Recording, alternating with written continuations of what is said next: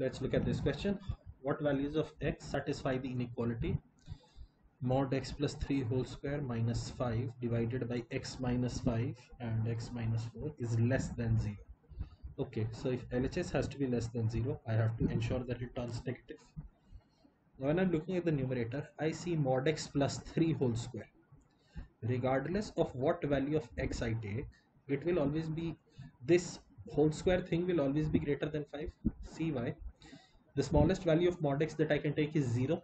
So 0 plus 3 whole square is 9. 9 minus 5, 4, positive. If any other value of x that I take, it will increase the square value. So the numerator, this numerator here is always positive. I can't worry about it. In the denominator, there are two changeover points, 4 and 5. If I take something lower than 4, then both will be negative and therefore will turn positive. If I take something higher than 5, then both will be positive and therefore positive. So the only acceptable range in which this expression on the left hand side will give me negative values is when x is taken as some value between 4 and 5. Therefore, answer to the question will be option D.